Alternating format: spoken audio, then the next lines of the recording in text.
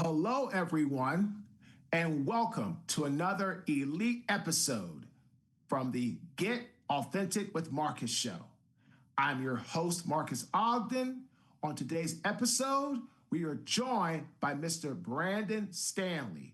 But before we bring up Brandon to the stage, I want to thank one of our amazing sponsors, Crown Wealth Group. At Crown Wealth Group, they bridge those gaps with your personal CFO solution. Think of it this way. You are the CEO of your wealth. Their job is to understand your deepest goals, coordinate the experts, and deliver advice where every piece works together. They don't just give you a plan, they manage the execution from the first conversation to the dotted line. But they also know that wealth is more than about just money and a balance sheet. That's why they offer concierge services to handle life's most exciting but often frustrating transactions. Whether you're buying a car, a boat, or planning a dream vacation, they manage every step of the process. They take on the logistics so you get the joy of purchase without the headache of the paperwork. By bringing every area of your finances and lifestyle into maximum efficiency, they save you more than just money. They save you time. If you're ready for better answers and a more empowered future, you're ready for the Crown Wealth Group. Now, here he is, Mr. Brandon Standley. How you doing today, sir? Hey, I am well, Marques. Thanks for having me today. No problem. Brandon, first question, sir. What does the word authentic/authenticity mean to you? Yeah, that's a great question. I think everybody envisions an authentic person when they meet them and they kind of know them. And so authenticity to me is something that comes with trust, integrity. It means you're real and you're not trying to be something that you're not. And I think when the opposite is true, and there's examples of that in our lives, whether it's a product being sold to you that's just it's not made well, it's probably not authentic. It's a fake. So it's no different in real life when you're talking to someone, communicating with someone. That authenticity matters so much in our daily lives, and I think it's becoming more and more important, Marques. Brandon, you couldn't be more correct, my friend. And again, I don't have anything against AI at all. I think artificial intelligence has its place. I'm reading a book right now called Integrity First Selling or Integrity-Based Selling. And the author who's coming on our show in a couple of weeks has AI as authentic integrity, which I love that, by the way. But again, authenticity is so important, Brandon, especially now more than ever in a world of AI and automation. I'm not saying that AI and automation don't have its place, because it does, but you should still also have that human element, that human component to go along with AI and automation. Because I think once you can combine the two, that's when greatness happens. Brandon, can you please tell us more about yourself and the work you're doing now currently? Sure. So I spent 28 years in policing. I'm a retired chief of police in Ohio. And I'm now also, I'm a township administrator currently in one of my roles. But shortly after retiring, Marques, I felt this pull to give back more. And so I now own a consulting company called Trusted Elite. And so I consult, I give advice to businesses, organizations, athletes. It's pretty much all over the place as far as who I can provide services to. And I've especially found a niche with student athletes from time to time where they just need advice. They don't know where to turn. They may get advice from coaches and team staff and so on, or even their own family, of course. But from time to time, they also need someone from the outside that they can trust that can give them sound advice based on, That's the majority of my life. My adult professional life, Marques, was spent doing crisis management, studying human behavior, dealing with mental health issues, dealing with all different types of not so pleasant circumstance as a police chief. So now I'm excited. I can use my skills and help others that are either stuck, just need a little bit of extra push along the way. So that's that's what I'm doing in my Trusted Elite business. And then in late 2025, Marques, I opened up a security company, a physical security company, where I can provide security officers. And again, at this point in my life, I've seen a lot, done a lot, and I kind of know where there's gaps in our society. And so I'm hoping to fill some of those gaps. I love this. I love this. Brandon, I have a two-part question. So, would you say that the work you're doing when it comes to speaking and giving back, you're really trying to help people, but you really like the youth, the young people, understand how it's so important to be a better leader, and at the same time, don't forget to focus on your mental health and their mental health awareness. Would that be accurate? Absolutely, absolutely. We know that there's more and more attention to mental health, and that's fantastic. But what still gets lost in some of that is that there are some families, there's some individuals that believe that just because an athlete may be a D1 or a college level or pro level player or athlete, that they've got their life under control. And in many instances, as young adults age and get a little bit older, they struggle. They struggle to handle the pressure. They struggle to handle decisions that they're faced with. And now, unfortunately, Marques, we're seeing where the NIL stuff has put a tremendous amount of pressure on these young men and women that are making NIL dollars, not to fall victim to some kind of financial crime or scam, or even in worst case, where they trust their agent to give them sound advice, and that agent is not protecting them like they should. So that's where I come into play. My background is all about that integrity, transparency, building a strong foundation, and can really speak towards leadership and problem solving in ways that a lot of people cannot. You know what? This is great. So my next question, Brandon, is a big one. What problem does being authentic solve for people, especially young people who need to implement it to be better leaders and to be more cognizant of mental health and mental health awareness? Or in short, what problem does being authentic solve for young people when they start to live their life in the most authentic, true way?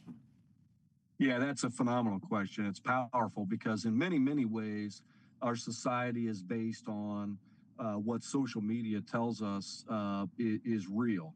What social media wants to sell us as the truth. And the reality of it is many people on social media are only showing one little split second of their life at a time in a so-called reel, or brief commercial.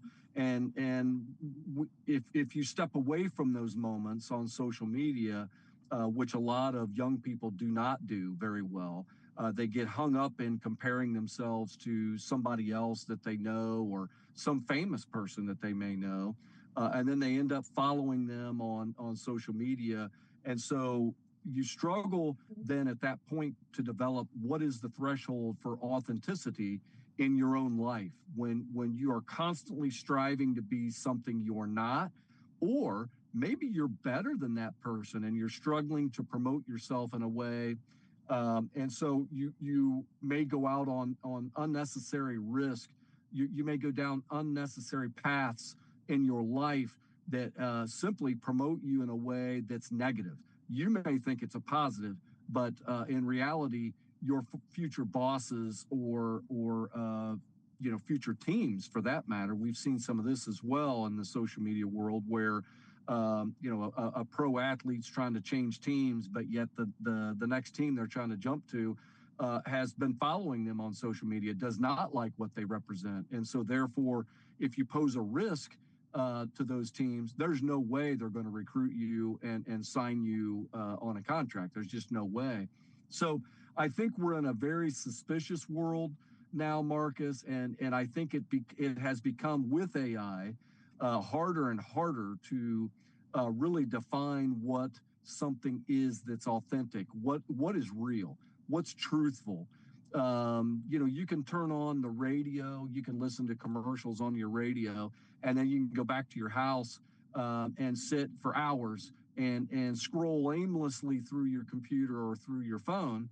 And then ultimately, at the end of the day, I guess my question back to young people would be, what have you learned of how to improve yourself from all that wasted time, when what you could really be doing is reading a book, talking to experts face to face, not relying on what you may see on social media? Because again, unfortunately, we're just in a different time, Marcus, where a lot of this that we see and we hear, number one, it's just not based on moral characteristics and valid characteristics. And so young people really need to walk a fine line on building a life that's worth living, number one. But what they base those principles on and their values, they're going to have to get grounded in, really dive deep into the characteristics they want to be known by and known for in their life, whether that's hard work, dedication, pride in what they do. It's very common right now, Marcus, for an employee somewhere to have no pride in where they work. So instead of working hard, they may be there and put on a good show for like the first couple months or so to get a paycheck, but they're really not in it to promote their company that hired them. And so the company ends up feeling cheated. And we see this more and more and more of people really just jumping around from business to business. And that's all well and good if you're trying to build a resume. But if you're really serious about building a resume, my advice would be, build your life based on a foundation of strong characteristics that you can easily define. If you struggle to tell the truth, people are going to figure that out in no time. If you're a liar or a cheater, they're going to figure that out in no time, that you're not who you said you were, because you're not going to be able to sustain that for very long. So those main principles and values in a person's life is much more important now than it was probably 5 years ago. You know what? This is fantastic, because Brandon is talking about standing out in a crowded AI-driven world. And young people need to, that's all people, but especially young people, in my opinion, need to not have so much weight in social media. Stop comparing, contrasting yourself to everybody that has the perfect body, the perfect this, the perfect tan, the perfect lighting, the perfect that. Those are people that are setting things up to look a certain way. That's not the everyday reality of people. And this is where young people especially need Brandon's message, because I feel from his work as a police chief, I feel from his work working in security and his corporate experience, he can really bring to the table some great points of emphasis which young people can listen to understand that authenticity is their superpower, along with vulnerability. So Brandon, let's now get into your keynote speaking. You have developed several different keynotes, and I've been blessed to coach you and help you along the way. But what would you say, Brandon, is your favorite keynote? We were chatting about this earlier today around leadership and mental health as a combo keynote, which can inspire people to understand how it's important to be a better leader, at the same time, be a leader that focuses on mental health awareness. Yeah, it's just huge. This topic is not going to go away anytime soon, Marques. And when I think about all the organizations that I've been around and have assisted and are assisting now, in fact, I look at the leadership role first because that's my background. And I look at what leaders are doing and what are they missing when it comes to down to hiring an individual, but then also be thinking about that individual's needs, now, a year from now, 5, 10, all the way through to retirement, let's say. And so if organizations are not considering the mental health component of their entire staff, first of all, they need to. They need to stop and pay attention, because if not, think about it like this, Marques. Let's take a young college graduate, typically going to be 22, 23 years of age. They're starting out. They want to be a professional, so they get hired in their first job. Well, as we know, the human brain for a young adult male doesn't really, they say, mature until you hit age 25. Well, in that realm of, let's say, a junior in college all the way through to graduation, and now let's fast forward until they hit 25, and let's say it's a young male athlete, especially. They were very successful. They've got their whole life in front of them. Well, all of a sudden, something changes in their brain, something that they don't see coming. Maybe it's in their DNA, maybe it's in their family background, and we'll just call it depression. Some will face depression much differently. They'll manage it through their faith. They'll manage it through maybe they have a counselor that they've been going to for years. But for the people who don't have any backup plan whatsoever, when there's a mental health crisis in their family or in their organization, those times are going to hit much harder than those who are prepared for it right now. So even if you think you're an organization that has no problems at all, everybody's happy, everybody gets paid well, I guarantee you right below the surface, there might be addiction issues, there might be depression, there might be bipolar disorder, on and on and on and on, that folks may hide well, but all of a sudden, about a year to two into the employment phase of somebody's job, they may start having to take off sick. They may say, "Hey, I've got to go to the doctor today." You're not allowed to pry into all that. That's none of your business. But yet, maybe you could have helped them a long time ago if you would have had a program in place that most hospitals or private mental health organizations can help establish those, by the way, with you. But on and on and on, Marques. And then, so then what happens? Here's another one that a lot of people don't think about. What happens when the leader is dealing with mental health issues? So what if it's not talked about amongst the entire staff? Then the staff would never know to ask the leader, "Hey, how you doing today? You look kind of down. What's going on in your life? Is there anything happening? You look like you're not feeling well." Just by asking how someone's doing could help them get through the day, could start a really powerful, important conversation at some point with that person. Maybe you can help validate for them that they're not feeling well. Maybe they're second guessing themselves. So all together as a team then, where the organization can capitalize on this is, one, be aware of it. Two, bring in a trainer or a speaker like me, and I can help highlight these things for the entire team. But then lastly, leave you with enough to say, "Hey, we got to build a program. We can do it at the local level, or build upon what you already have." It's just too powerful not to be talking about it, Marques.